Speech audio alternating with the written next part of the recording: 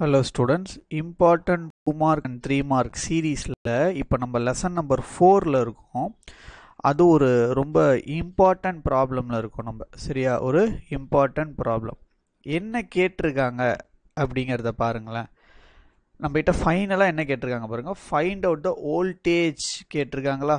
அப்போ வோல்டேஜ் நமக்கு என்னது, V ஈக்குவல் டு என்னது, IR ஃபார்முலா, ஜென்ரல் ஃபார்முலா, ஓம்ஸ்லா. கரெக்டாக, இது ஒரு சைடு இருக்கட்டும். இப்போ போய் கிவனை படிப்போம். நம்மகிட்ட என்ன கேட்டிருக்காங்கன்னா, 400 milli henry coil of negligible resistance is connected to an AC circuit. அப்போ வந்து ஒரு ஏசி சர்க்கியூட்டோட ஹென்ரின்னு கொடுத்து மில்லி ஹென்ரின்னு கொடுத்துருக்காங்களா, விச் இஸ் நத்திங் பட் என்னது, இண்டக்டர் சர்க்கியூட்டை கனெக்ட் பண்ணியிருக்காங்க. அப்போ இந்த இண்டக்டன்ஸோடைய வேல்யூ தான் நமக்கு எவ்வளோ கொடுத்துருக்காங்க இந்த இடத்துல, L இஸ் ஈக்குவல் டு 400.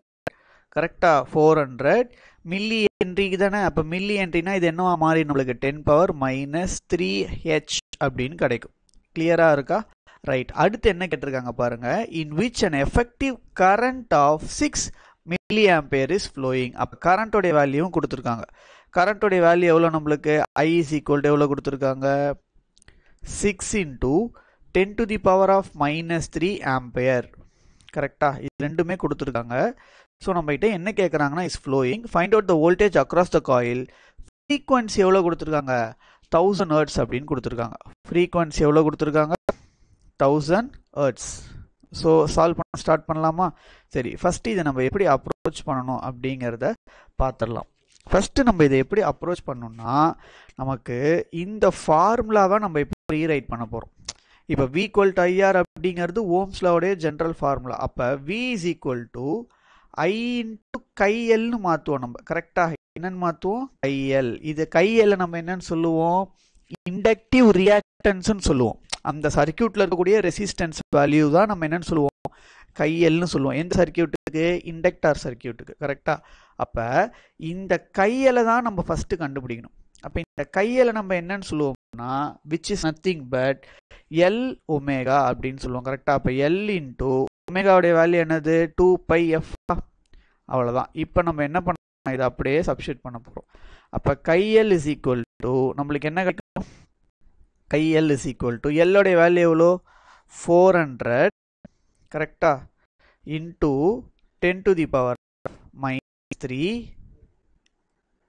கரெக்டா, இன்ட்டு 2π, 2 இன்ட்டு 3.14 இன்ட்டு ஃப்ரீக்வன்சியோடைய வேல்யூ எவ்வளோ நம்மளுக்கு, ஃப்ரீக்வன்சியோடைய வேல்யூ ஒரே ஒரு நிமிஷம்,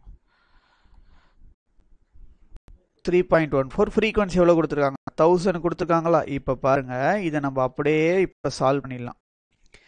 எப்படி சால்வ் பண்ணலாம் பாருங்க, இதை சிம்பிளாக நம்ம எப்படி எடுத்துக்கலாம். ஓகேவா, இந்த 400 × 10⁻³ இருக்குல்ல, இதை நம்ம எப்படி எழுதலாம்னா 0.4ன்னு போட்டுடலாம். கரெக்டாக, அப்போ 0.4 இன்ட்டு 2 இன்ட்டு 3.14. கரெக்டாக, 3.14 இன்ட்டு 1000 வருமா.